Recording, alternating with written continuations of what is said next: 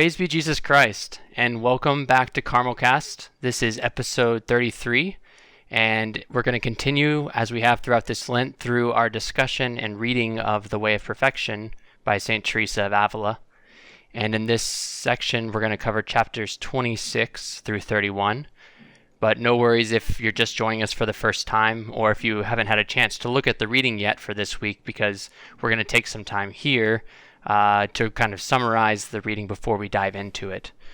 And just to remind you that CarmelCast is a production of ICS Publications. For more information, you can visit our website at icspublications.org. And right now we have a great sale going on during Lent.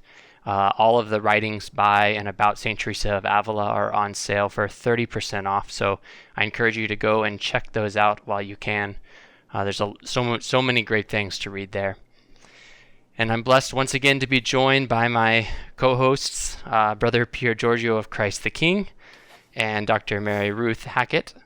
Welcome back. Thank you. Before we get started, I just wanted to take a moment to plug Dr. MaryRuth's podcast that she does.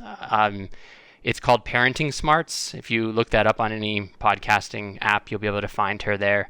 And I was just listening to it recently. It deals a lot with parenting, which again is something that maybe doesn't relate directly to me in the monastery, but I've still been amazed at a lot of just the wisdom I've been able to glean from some of those episodes. There was an episode recently on anxiety, and it was specifically talking about anxiety in children, but I also found that there was a lot there that related outside of that context as well. So I encourage everyone to check it out. And I think, she does a great job there of kind of balancing the psychology and also like religion, spirituality, our faith. And so I appreciated hearing like how anxiety affects our prayer life and how prayer can help with anxiety. Yeah, thank you very much. That's really nice. I think sometimes people think that psychology is really anti-church, or they can't exist together. But I mean, when you think about the church, we really do care about reason and scientific method, and all those things are really important. And if you just look at the straight science, there's a lot that can inform our entire being. And when you look at it through the lens of faith, which I do, you can really pull out some great truths to apply to Catholic family life. So that's what I do. Just kind of weave it all together. And it's very much in the spirit of St. Teresa of Avila, because she was such a great psychologist before psychology was even a thing. She has such great insight into the human person and how our nature affects us in our spiritual life, our life of prayer, and the journey to union with God. Yeah, that's definitely true. I think that's one of the things that I've just found a kinship with her, is that she really did have a great mind for the mind and the heart, yes, and the way it's all interconnected. So I love that. And then sometimes we do have episodes that are a lot more focused on the faith, and sometimes we have that are super practical. Like we have one just out on potty training, which is not really much about the faith at all. But then we have, one coming up on prayer life and helping foster that. And we did one on the kerygma and introducing your kids to the kerygma and how to talk to them about the good news of Jesus Christ. So there's a huge variety there also. Stuff for little kids, big kids, all that. Yeah. Well, let me know when the one on spiritual potty training comes out, and I'll tune in for that. So. Right. Yeah, I can have you come on as a guest. How does that sound, Brother John Mary? All right. Well, I'll put a link to Parenting Smarts down in the description of this episode. So I encourage everyone go and check that out. And before we begin the discussion of chapters 26 through 31 of The Way of Perfection, we're going to take just a little bit of time to answer some of the questions that all of you sent in to us. So thank you once again for all of our listeners, and for the engagement has really been really great this season. We appreciate hearing from you, the encouragement, the questions, the suggestions, and really a lot of you have had really great insights that you shared with us. So we thank you very much for that. But one really interesting question that we received from a listener. They wrote, talking about preparing for prayer and reading a book to help, what would she say, she being St. Teresa of Avila, What would she say about journaling, writing to Jesus as a beginning to more centered prayer? Yeah, it's an interesting question because, Saint Teresa didn't really like writing. She kind of did it begrudgingly, and at that time, journaling wouldn't have been as common. I think when I think of journaling saints, I think of our other Discalced Carmelite saint and sister, Saint Elizabeth of the Trinity, who had this practice of journaling as part of her spiritual arsenal in a way. And I think it can be helpful because it is effective in sort of curbing distraction. It's a way to focus the intellect, which we'll talk a little bit about today as well, because it really sort of intends the intellect into the act of the will to be about and engaging in prayer during the time of prayer that we've set aside. But I think it could also have some pitfalls. One more plus first. It can be helpful, especially if we have a spiritual director, in the fact that we can bring some of those written insights into direction, so that our director has a better understanding of kind of what's going on interiorly, which can be difficult, when we're at an appointment with our spiritual director and we don't really remember what's been happening during the course of prayer. A journal can be helpful in sort of bridging the gap between the time of the appointment and the time of prayer that we've been practicing. So that can also be helpful. In different spiritualities, journaling is encouraged at different times during the prayer too. I know that in Ignatian prayer, they recommend spending the last couple minutes in what's called Ignatian recollection, which is different from the recollection we're going to be talking about today, the Teresian recollection. But Ignatian recollection is all about revisiting the graces that we received during our time of prayer, whether it be a half hour or an hour. And so that's, in the contemporary Jesuit spirituality, it's done usually through journaling and just jotting down a few of the graces that we received in our time of prayer. And that can also be, if we don't want to spend our entire hour or half hour or however long we're praying, journaling and just scribbling. It can be a way to incorporate some aspects of journaling into our prayer, especially if we're in a relationship with engaging a spiritual director and helping us. Now the pitfalls can be that it sort of overtakes prayer, and a common, I think, sort of misconception that might happen would be someone who mistakes their journaling and the act of their intellect as sort of inspired words from God. I know that some people who journal will even actually journal in, the Lord speaking to them. And that's not to say that it can't be inspired, but to just remember that ultimately this, while it can be a grace, is ultimately coming from within ourselves, within our intellect, within our will. And so not to get too worked up about the things that we journal. I think too, when we journal in prayer, we can take on an affect that might not be as authentic as we would if we were just speaking with a friend, right? We might take on a more formalized affect. We might take on the affect of a saint whose writings we've read before. So just to always remember that, the Lord, when we spend time with him, wants us to be with him as ourselves. And so just to avoid some of those pitfalls. I don't know if you guys have any thoughts about this either. Yeah, this is something that I've struggled with a bit because I am a writer. I mean, I'm a words person, and so I know my spiritual director was really clear for me when we first started meeting. She's like, I don't want you to journal for the first 25 minutes of prayer. Just don't do it. Just sit there and be with the Lord, and separate your intellectual writings and works, even though they're about about faith in the family. Separate that as a time different than your time with the Lord. And she gave me the analogy of going out to dinner with my husband. She said you wouldn't jot down every little thing that he said and every little thought that you had when you were sitting across the table with him at dinner. So, because that would be rude. Just spend the time with the Lord and be with him. And then when you're done, sure, jot down a couple little notes, couple bullet points of things that maybe you intellectually want to go back and revisit, either in spiritual direction or just writing things out and kind of thinking about them a little bit more. But she said, when you're with the Lord, be with the Lord. So it was a really hard transition. It probably took, I mean, it's taken a while to kind of break myself of that, but it is so freeing once you're able to break yourself of that, because you really are so much more receptive, because you're not trying to find that next word. You're not trying to really intellectualize every little thing and make sense of it. You're just there present with the Lord. It's a very different type of prayer. So right on. Yeah.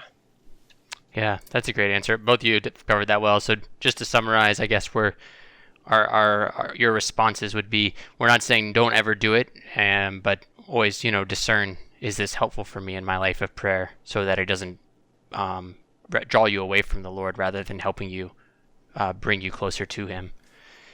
And also, we'll encounter some in today's reading, actually, some instances where, Teresa's writing and directly speaking to God. And so it's not to say that this would have been completely foreign to her. I mean, she's engaged in the practice of writing to God throughout the way of perfection. And of course, whenever she was writing, she, of course, was praying. There's a funny analogy I remember hearing. It's like a kind of an old monastery. John Mary knows what I'm talking about. It's an old monastery tale, and it's the novice, someone goes to the old wise friar and asks him, "Father, can I smoke when I pray?" Speaking of smoking cigarettes, he says, "Oh, no, you can't do that." And he says, "Well, can I pray while I smoke?" He says, "Oh yeah, you can do that." And it's kind of an old fashioned back when everybody was smoking cigarettes 40, 50 years ago. But it's a funny tale that gets told. To the main point being that we should be praying when we do anything that's engaged in directing ourselves towards God. Yes, that's great. All right, now to move on, we're going to answer one more question here. Another question that I just found very pertinent. Again, something that maybe Teresa wouldn't have dealt with directly because of the time that she lived, but something that really relates to our discussion today. And so the question is, what about friendships with people who are non-religious? I know a lot of people in my age group, millennial, who are agnostic, atheist, and none of my friends are believers. If the point of friendships, which this is what St. Teresa of Avila says, if the point of friendships is to encourage each other to grow in holiness, how does that work with being friends with people who don't believe in God? I love that question. I mean, I think that we're almost called to be friends with people who aren't believers also. I mean, how else are we supposed to share the goodness of the faith? But not just necessarily from like an evangelical standpoint. Yeah, I mean, I think it's beautiful to be friends with people who are atheists or agnostic. You've really got to make sure that you're not, getting swayed or led astray. And I think it's still good to make sure that you do have friends in your faith community that you can turn to when you really need that guidance from people who are going to keep in mind that spiritual growth. So, I mean, two things I would say are a lot of, he says, none of my friends are believers. So that would be the first thing that I would just say is there a way to cultivate good and holy Catholic friendships? Because that is certainly missing from your life. I know I had a friend who called me this morning for advice about her adult kids because she wanted someone who had the same values and ideas, who understood that the purpose of parenting is to help our kids get to heaven ultimately, right? So to have those people that you can call on as resources who have that same point and purpose in life is very, very important. But at the same time, open up your world. And if you only have people who are Catholic who surround you, then you're missing out on an opportunity to grow and learn from them even more about your faith, directly or indirectly, and then also to show the world how beautiful our faith is as well, simply by living it, not necessarily by engaging them in theological discussions about why they don't think that there's a God, but in merely living out the faith. We've got a friend who's Jewish. My husband's been friends with him since they were kids, and he made a comment a few years ago. He said, gosh, I had to stop and think about it the other day because all my favorite people are Catholic. And it made me wonder what it was about Catholicism that had me just that made these people just so amazing. Was it their faith? Was it not their faith? And it was just a neat discussion to have with him. We weren't trying to convert him in any way, shape, or form, but it gave him pause to think, yeah, this is something that all my favorite people have in common, because we're sort of living out that faith in every interaction without saying a word about our actual faith. Do you have anything else to add to that? There's two thoughts come to mind, I guess. The first is, I think of, when I think of this sort of situation, this was I guess a problem for another one of our more recent Carmelite saints, Saint Teresa Benedicta of the Cross, or Saint Edith Stein, as she was known in the world. And she herself was a convert. I wouldn't say that she was ever an atheist, but she certainly maybe was on the borderlines of agnosticism, or just didn't really keep it in mind. She would probably be considered sort of like a nun, we say today, N-O-N-E. And one of the major breakthroughs that she had in coming to a life of faith was simply as a tourist walking through the streets of Frankfurt in Germany. She came into the great Frankfurt Cathedral, and she simply saw a woman there with a bag of groceries next to her in the pew, just praying in the middle of the day. And it really had a profound impact on her in the sense that she saw that this woman was just going about her day, doing her daily errands, but had stopped into this cathedral to spend time with God. The impact that it left in Teresa Benedicta's mind was that this was someone who was seeing a friend. So to say that, when we deal with people who don't share our faith, it may not necessarily be that we are called, and it may be that we are called, but sometimes we're not called to sort of engage them in sort of intellectual debate about matters of faith and reason, but rather just to witness to that, for them to see that it's important to us and that it profoundly makes us who we are, and that in itself will go a long way. And the other thought I was having was just that there are seasons in our lives where we just the company that we keep is not going to be spiritually nourishing. And I know that right now that's the case for a lot of people because, a lot of these young adult groups that meet in parishes or in cities are not meeting because of the pandemic. And so to be okay with that, to be okay with the fact that, in this season of my life, this is just not what God is giving me. He's not giving me companionship in the people around me to share my faith. And so that let that be an opportunity, one, to draw in to a relationship deeper with him. I think of a time in my own life when early on in my faith, I was living in a fraternity house. So the friendships that I had there was not spiritually nourishing. It was spiritually detrimental in many ways. But just the idea of there came a time when I moved on, and God led me through that and led me towards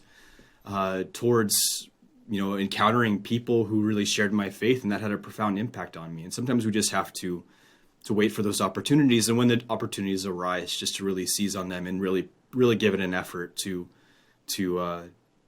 invest in those relationships. Yeah, I love what you mentioned about seasons of life, because I know we've definitely found that to be true, particularly when you want to raise your kids around other Catholic families where, if they go over there on a Friday during Lent, they're not going to be serving meat also, or that if they, they're going to just sort of have some of the similar values that you have in terms of what they're letting their kids watch and how they expect children to interact with each other and with the adults, which isn't the same as saying that then you don't have to be careful, because obviously, Catholics are sinners too, right? So you still have to be careful. But I know for us, when we started having kids, it was really important that we had some really strong Catholic families that we were able to surround ourselves with. And so I like what you said about seasons of life. Maybe it wasn't as important when we were newlyweds, but certainly as our family started growing, we definitely wanted that for our kids as well. As we've got teenagers now, one of the beautiful things, though, has been to see them interact with non-Catholic friends, um, and bring some of them into the church, at least allow them a familiarity with the church and with the practices and things like that. And then also to be able to see that just because someone's not a Catholic doesn't mean that they're not a good person. I think sometimes that's the assumption, that I shouldn't surround myself with non-believers because they're not going to be good people, but recognizing that there's still good in people even if they haven't embraced the faith. So that's been a beautiful thing for my kids to see as well. Yeah, those are great insights from both of you. Things I think to definitely take to prayer and considering our own relationships and how discerning how they lead us to closer to Christ and how are we leading others through our own witness of the faith. All right, great. Well, let's dive in now then to our discussion of the chapters for today, from chapters 26 through 31 of The Way of Perfection. Once again, it was a pretty short reading because there's a lot of depth to it. So let's start with Brother Pier Giorgio is going to give us a little summary or outline of the reading today. So we begin in chapter 26 with Teresa explaining her own method of mental prayer. And we've been reading in the last few weeks chapters what mental prayer is and what mental prayer is not. And so now it's really exciting because we can ask Teresa, okay, so how should we pray? Give us some examples. And so in chapter 26, Teresa begins to deliver on this desire that we have. And her advice is very concrete and it's very practical. First, she suggests that we make the sign of the cross, an examination of conscience, and an act of contrition. And then next we should go looking for our master. And to find him, Teresa suggests just keeping an image of him handy and to simply look at him. She says that very simply, just look at him. And remember also that his sufferings, and remember his sufferings in your prayer, and that our sufferings will seem less troublesome. And then more than everything, we speak to him. And that this is the foundation of friendships. And this is what she tells us, to speak, to converse, that this is what friendship is all about. And she suggests also that good books can be helpful aids to beginning this conversation and communication with Jesus. And then so in chapter 27, she begins to demonstrate how her method of prayer works by sharing with us how something as familiar as the Our Father can be a springboard to conversation with Jesus. And she gets only as far as Our Father who art in heaven before she is speaking with the Lord. And before thinking that we need like a whole spiritual library of spiritual books to aid us in prayer, we should be encouraged that Jesus can work with us with what little we already have. And so we should be encouraged that even the prayers that we've learned as children can introduce a time of prayer, and really God can work with that and bring us to deeper prayer. And nor do we need theology degrees or education in order to speak with him. We are God's children. We are brothers and sisters of Christ. We're adopted heirs of the Father and sharers with him. So there's no barrier to entry. There's no prerequisites when it comes to prayer. So if chapter 27 was all about the words Our Father, in 28 she only gets a little further with Who art in heaven. This enables her to talk to God in prayer. And she addresses us throughout this teaching, helping us to steady our wandering minds and to recollect ourselves and recollect our souls. And our minds need not wander because although they can, we can get distracted and they can wander, we don't have to go very far in order to find Jesus. And Teresa also begins to speak in this chapter of a key word for her teaching, which is recollection. And this is the Teresian recollection, as opposed to other forms of recollection within Catholic spirituality. And she says that recollection is simply the collecting up of our faculties, the faculties of the soul, and entering within simply to be with God. And she also speaks of the prayer of quiet, which is something that our Master will teach to us and give us in prayer after a time. And it is also here that Teresa speaks for the first time of an interior palace, or an interior castle as it will become to known in the English world, within our souls, and where the great King's throne rests simply upon our hearts. I think this is a very helpful image, and of course it was a helpful image for Teresa, and one that she will of course return to later when she writes the Interior Castle. So for Teresa, once we realize that the King, he dwells so close to us, and in fact within us, we realize how silly that we can be in seeking him in other places. And then in chapter 29, she gives us some helpful guidance in acquiring this prayer of recollection. First of all, we shouldn't worry ourselves about finding favor with others and with other things that are not related to God. And we shouldn't worry about having many friends and acquaintances who will ultimately not satisfy the way that he can satisfy us. And instead, we should turn to the Master who will not fail us. In recollection, we find company and companionship with our good Master. But this is also means that we are close, that we have to close the door to the world and to worldly pursuits. At least for this time of prayer. I know, life can be so busy with everything going on, whether it be work and family, but for the time of prayer to close the door and to enter in with him. And finally, she reminds us to begin this practice with determination. And she thinks that with a little time, we will be able to acquire this method as a practice of prayer. In chapter 30, Teresa deals with what we are asking for when we enter into prayer. Prayer for Teresa is not about getting what we want, but rather accepting thankfully what the Lord gives to us. And she continues her meditation on the Our Father with the words, "Hallowed be thy name, thy kingdom come." And these lines relate for Teresa to what it is that we should be asking for. That is his kingdom within us. And Teresa explains that the primary attribute of his kingdom is that everyone in the kingdom loves him and thinks only of loving him, and that this is what we should be asking for in prayer. She speaks here too a little on what is pure contemplation, and reminding us what this is and what this is about, and how even with a little mental prayer, this little practice that we've been discussing, God can, through his grace, raise a soul up into contemplation. And the point here is really to say that, mental prayer connected with vocal prayers, the vocal prayers that we've known since we were little kids or young Catholics, these are enough. That God can use these to change our prayer and to bestow upon us many great graces in prayer.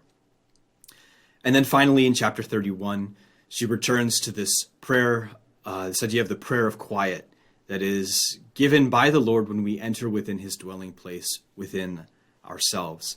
And for Teresa, this prayer of quiet is simply Jesus sharing his kingdom with us here below. And she reminds us that this prayer is also supernatural in that we can't force ourselves into it. And it's a peace that's given which captivates all of our faculties. And the effects of this peace can last for even several days, she tells us. And when that happens, the soul sort of stumbles through its worldly duties and occupations, since we're just so content with God, with his kingdom, with loving God and being all about that. However, we shouldn't grasp onto this great gift to try hold on to it, and we should just be grateful for it. And other times, Teresa tells us that we will have this quiet, and yet we can still be distracted in the intellect. And she says that we should here remain steadfast in our will, because the will is what's quieted. The will is what wants to be with Jesus. The will is what loves Jesus and wants to remain with him. But the intellect can sometimes be a little bit stubborn, and it can still be distracted. But the intellect, when held close to the will follow in a way, and there might be a little bit of a disturbance in this process, but it's important, of course, to remember that the prayer of quiet is ultimately a gift from the Lord, and it takes a little work in our cooperation, but with determined wills, we can keep our distracted intellects either in check or at bay when they go off to think about other things. But the important thing is to remain at peace, at least in our wills, in our love, and to stay and remain with the Lord. Excellent. Yeah, thanks for that, brother. As you can see, there's just so much to unpack, and obviously we're not going to have time to do that all here in this episode. So I encourage everyone, if you haven't already, to check out the study edition of The Way of Perfection, which has just some really great notes by Father Kieran Kavanagh on the back of every chapter. And I found, especially for these chapters, his insights to be very helpful. But I want to start by diving into this method of prayer that Teresa finally has given to us. She kind of spent the first 25 chapters building up to this moment, to this method of prayer. For those of us who find that we're commonly distracted in prayer and we just can't focus, she's been promising us this way, and we finally get to it, and she calls it the prayer of recollection. And actually, another plug, there's a great pamphlet that ICS publication puts out, and it's on the prayer of recollection. And it's just kind of a nice, just like a little pamphlet that has a summary of Teresa's teaching on this. And I encourage everyone to I think right now it's like $2.80 for a pack of 25 of these pamphlets because of our ICS, our Lent sale. So it's like 10 cents a piece, and then you can get them and share them with people in your parish. And it's just a really helpful, I think, way to learn about this method of prayer that St. Teresa is teaching us. And so that's kind of what I want to start with. Like, what are you guys, like, what does this prayer of recollection look like? I mean, she explains it, but in your own words, kind of, do you have like any insights as to what does this practice look like practically in our lives, in our time of prayer? So I think simply for me, it's an acknowledgement that Jesus is present, and right. and uniting our wills to Him in loving Him, in that presence, that He's always with us by virtue of our baptism. I think very simply, that's the premise, right? And then from there, it gets not more complicated, but it builds from that single premise that God is within. He's very close. Yes. Yeah. I like that she lays out that process of the sign of the cross, the examination of conscience, the act of contrition, all of those before you try to invite the Lord into that space. I think sometimes there can be a check the box mentality with prayer, that I'm going to sit down, I'm going to say some things, I'm going to just get stuff off my heart, and then I'm going to get up and I'm going to leave. And when you really take the time to be intentional about that and get yourself into a routine of doing that examination of conscience, the act of contrition, imagining yourself before the Lord, like those sorts of things can help then to make however much prayer time you have with Him so much more fruitful. Yeah, and those steps, I don't think we want to get too like bogged down necessarily, though. Like, well, we have to, Teresa says, I have to do this and this and then this. The reason why she lists those specific things is that would have been in the common way of starting prayer in her time. But if you look into like each one of those, there's a very good reason. And so even if we don't do it exactly the way that she lists there, like we start by invoking the Father, Son, and Holy Spirit. That's a great way to start prayer. You don't necessarily have to do it in the same way that she does, but that's step one. And then by making an examination of conscience, it's a way for us to acknowledge who we are and where we are in relation to who God is, and also to acknowledge like where are we internally, as far as am I stressed? Am I kind of make an examination of where I'm at? So yeah, Teresa it's just so practical. It's kind of like these beginning steps that prepare us then for this moment of prayer, the prayer of recollection. Right, which is different from, that prayer that you might have while you're washing dishes, Right. where, you might just be unloading your heart on the Lord and crying to Him for a little while, while you've got a moment. That's a very different type of prayer, and both are really good to have. Right. Yeah. Yeah, one very important clarification that I want to make is that when Teresa talks about this, she says when in the prayer of recollection, we collect within ourselves and we turn to Jesus and we imagine Him with us, or we present Him before us. And I think in our understanding, often we think that means imagining as in like picturing Him. But that's not what Teresa means here. I mean, that could be a part of it, but that's not exactly what she's saying, because Teresa herself writes, I think it's in her life, in her autobiography, she writes that she really had no ability to do that in prayer. She could not imagine things and picture things. So she's not saying like necessarily you have to close your eyes and like think like, what did Jesus look like? And imagine, him as a man sitting next to me. Rather, it's just awareness is what she's saying. Like this awareness that the Lord is with me and within me, and I can speak to him. I don't speak to him as someone who's far off. I speak to him as one who's intimately close to me, closer than I am to myself. And so, I think it's just important to realize we don't have to, like, for some people, maybe closing your eyes and, actually imagining Jesus would be helpful. For others, though, it can just get you bogged down, whereas Teresa just wants us to be present to him.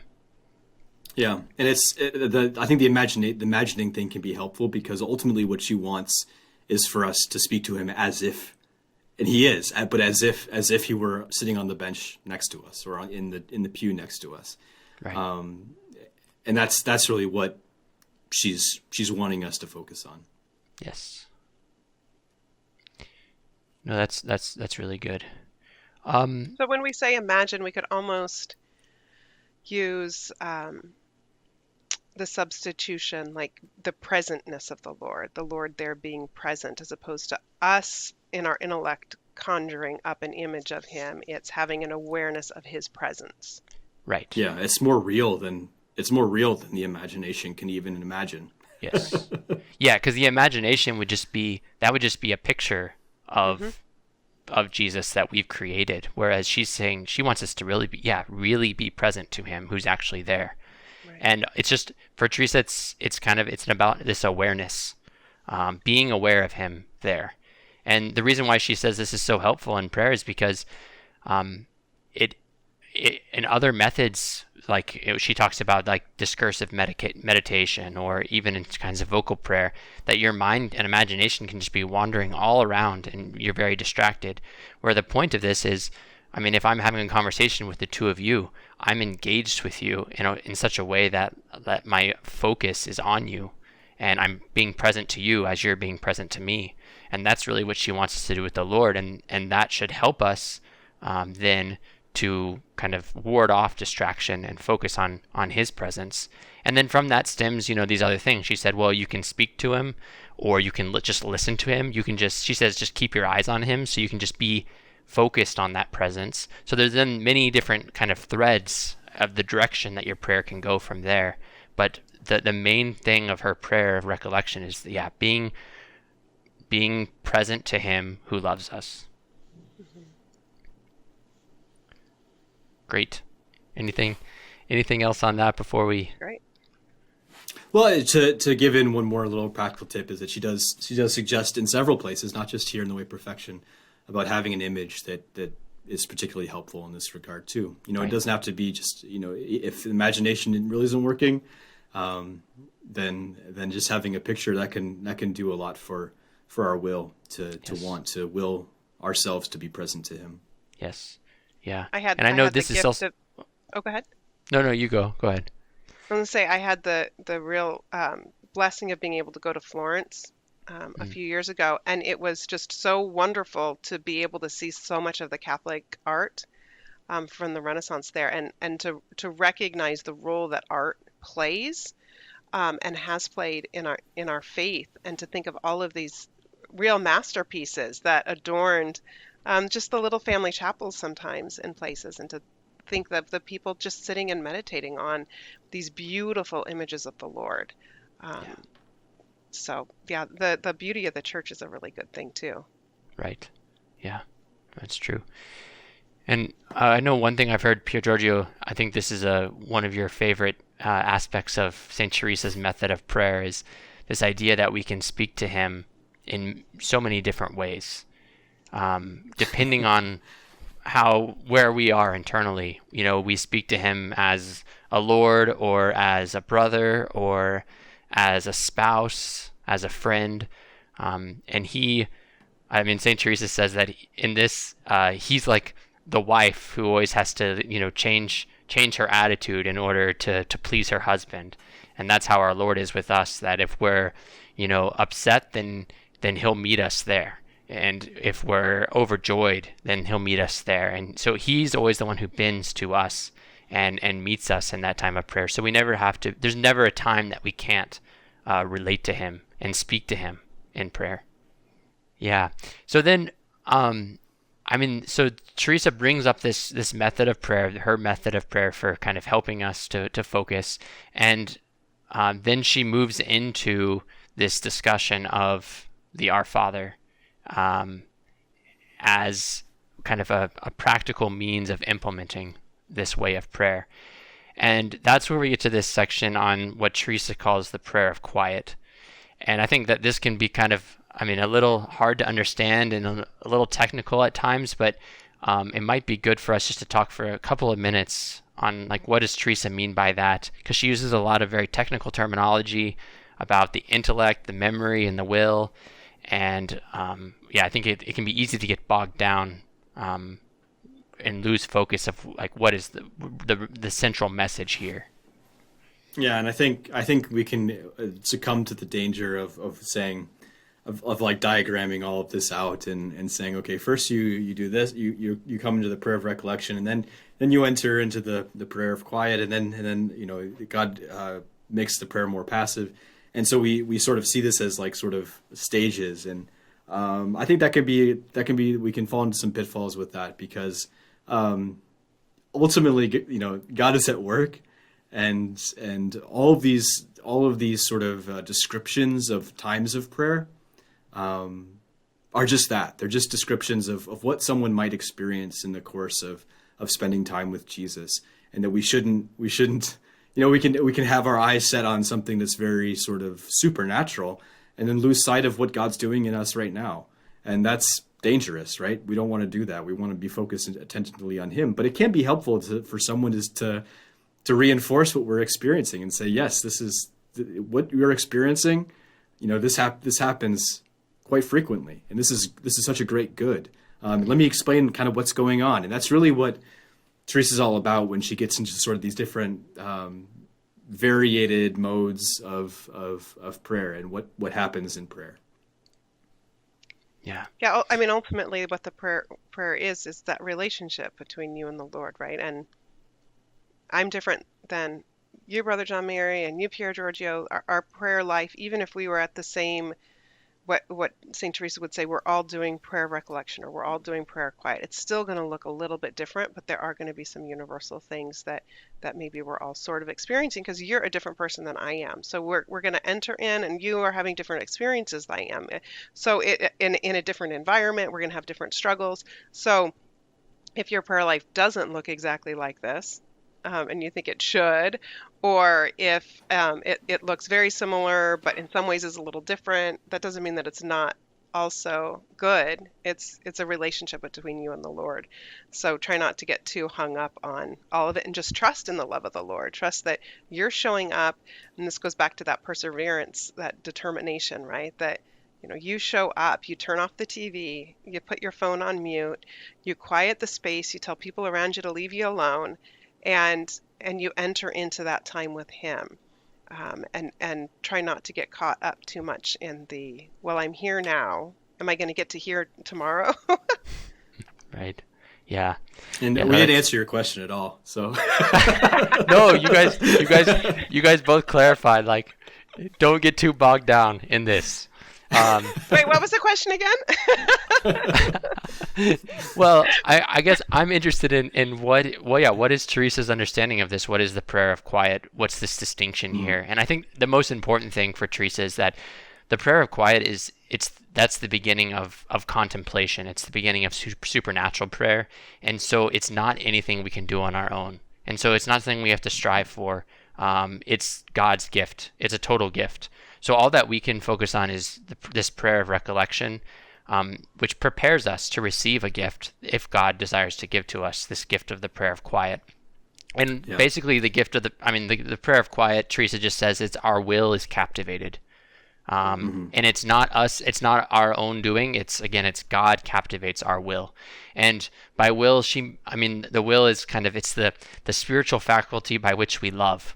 And so it's basically like we're just captivated in love of God. And Teresa's very clear that this doesn't mean like, I mean, still she says, our intellects or our imagination can be running around wild. It's not necessarily that we're just like so locked in and focused necessarily, but that we're just like stuck in and captivated in this gaze of love in our will. And I think that's really the distinction here between, again, our work that we do in prayer and this work that's God giving to us. That's exactly the distinction that I was gonna add as well. Is that the prayer, if you want to talk about, so we're talking about prayer of recollection on one hand and prayer of quiet on the other hand. Prayer of recollection is an active. It's us doing work. It's us showing up. It's us acknowledging that God is present with us. And then on the grand scheme of things that God can do to us in prayer, survey says that most people, this tends to be the first grace, the first movement of the Spirit within us when we give time to being present to God, who's present to us, and that's what the prayer of quiet is. It's that first movement of God and His grace. It's the first supernatural aspect that we'll encounter. And I think that on our level, that's typically experienced as just like an inner peace that we can't necessarily explain. Again, it's not that we're just like so locked in that we're not distracted, that we're not agitated, whatever, but there's like this, on this deeper level, there's this just experience of knowing that I was with God and God was with me during this time of prayer. And I don't think Teresa wants us to get too bogged down in trying to like discern that within ourselves, or to try to distinguish too much. Well, was I just there or was I not?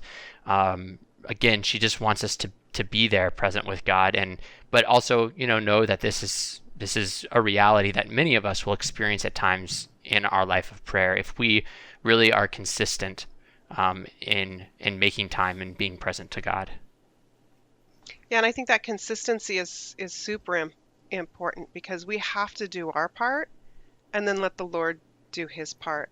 And showing up consistently is going to give our entire being that ability to really open itself up at that time. And we think about the circadian rhythms in our bodies, when we sleep, when we eat. And I think of prayer life as that part of that too, is that you're cultivating peace within your life. You're inviting the Lord into your life at a certain moment on a regular basis. And that just becomes infused in your body and in your mind and in your very being, which enables you to surrender your will, because that's just what's going to happen next. That's just what you're going to do as soon as you wake up, or as soon as you get off work, or whatever it is for you and your schedule. And I think doing that daily on that routine basis helps us to see Him and then remain with Him throughout the day. Mm. Yeah. I think one of the characteristics of this grace that we receive in the prayer of quiet is that sort of sustained desire. Mm-hmm. That's one of the graces that Teresa speaks of, is that when we go back to our daily routines, there's something different. Not to say that it changes us, indelibly, that it we'll never fall into sin again, but there is sort of a sustained effect. That can sort of be about our days. And she talks about sort of like stumbling from one thing to the next, sort of still living in that grace. And that's not always going to be the case, but it's certainly something to be cognizant. And yes. Ultimately it's God affirming us and desiring us to, throughout our day, to continue to come back to Him. And we're not always presence. Necessarily going to have that emotional response in prayer. And so when we're doing it consistently, we're telling the Lord, I'm doing this because I love you, not because, it feels really good and makes my heart happy every single time I do this, right? So we want to keep doing it and keep showing up, even if we don't feel like we're getting this, little holy hit or something. We're like, great, I'm going to be sustained for days off of this. Like, it's not always like that, but you still show up day after day after day out of love for Him, knowing that at some point your heart is going to, feel that presence. Yeah. Yeah. That reminds me of, I think, one important clarification here too is that this is experienced, again, it's the captivation of our will, and it's experienced on a deeper level than our emotions necessarily. Mm-hmm. And so I think it can be helpful sometimes to discern that, because you might have like high emotions in prayer, like a moment where you feel very close to God. But for Teresa, that's not necessarily this grace, because the way that you can discern, is this really on a deeper level? Is it does it bring forth fruit and change the way that I'm living? And then also, is it so I think often after an emotional high in prayer, you maybe will experience some kind of low where you're just like grumpy or uncharitable, or like snapping at someone because they're interrupting your time of prayer or something like that. And so I think that's helpful for discerning. So we don't get so caught up with the emotional experience of prayer, when really Teresa's talking about something that's much deeper and has its roots much more significant in transforming our lives. Mm-hmm. I feel like you just read my mind, brother, when you said that, because that's something that I struggled with this weekend. So I'm hearing you say that, I'm like, oh gosh, yes, that's yes, very true. Yeah.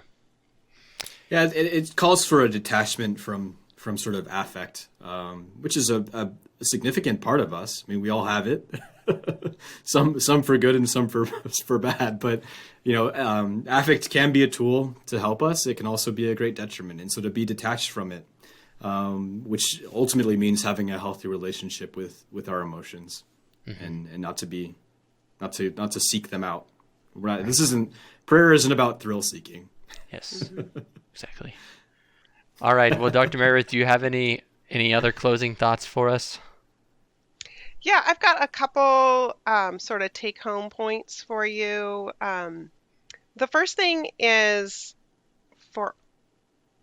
to really examine this role of God the Father in your life. How would you describe yourself? Would you initially describe yourself as the son or daughter of God? Like if you're just thinking introduction land, like I'm going to introduce myself. Is it, I'm the son or daughter of a king? And what does that actually mean to be God's son or daughter? Because that's a very personal thing. Now, if you don't like that kind of stuff, then your job is to try to go to confession this week. And I know it's really hard, depending on where you are and what's open and what's not open. But if your confession is not yet open, then call your parish office or call your bishop's office and ask them where you can get confession. Because I know here in Arizona, we're opened up. We can go to confession anytime. I know that's not the case a lot of places. But if parishioners continue to call, maybe it'll start becoming open again. So get to confession if you can. If you absolutely cannot, call your parish office and find out where you can, and then let them know that you're ready for confession when they will make the sacraments available to you again. Because we do need to sweep out the cobwebs in our own little palaces. We talk about inviting the Lord into our heart. St. Teresa talked about it being the little palace of the soul, dwelt so great a king. We want him to dwell in a clean soul, and for a lot of us it's been a while since we've been there. I was able to go this morning, and it was absolutely just, it's always so great to go. So don't put it off. Get to confession, and that's all I got for you. Just go. Excellent. Great. Well, thank you to both of you. That was I think I found that a very fruitful discussion, so I appreciate that.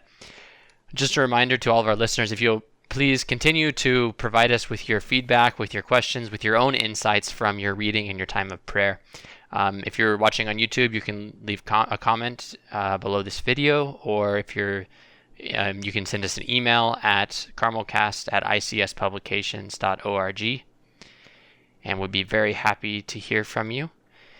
And also just a reminder that our next episode for next week, we're going to cover chapters 32 through 36 of The Way of Perfection. So once again, not too much reading, but again, just very rich, a lot really to unpack and to pray with. And so we look forward to that, and we will keep you in our prayers. We've been praying for all of our listeners every day throughout this time of Lent. So know that you're in our prayers. We're praying for you and we're praying with you on this journey, and particularly through the intercession of St. Teresa of Avila. So God bless you.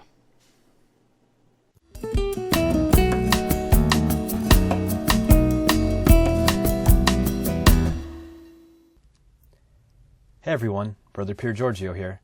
Thanks for checking out this episode of CarmelCast. If you want to hear more of us, don't forget to click subscribe. Also, be sure to click like if you enjoyed this episode, and maybe even leave us a comment. We post discussion questions down below to get the conversation going. Want more information on Carmelite spirituality and the Discalced Carmelite Saints? Then you'll want to check out our website, www.icspublications.org.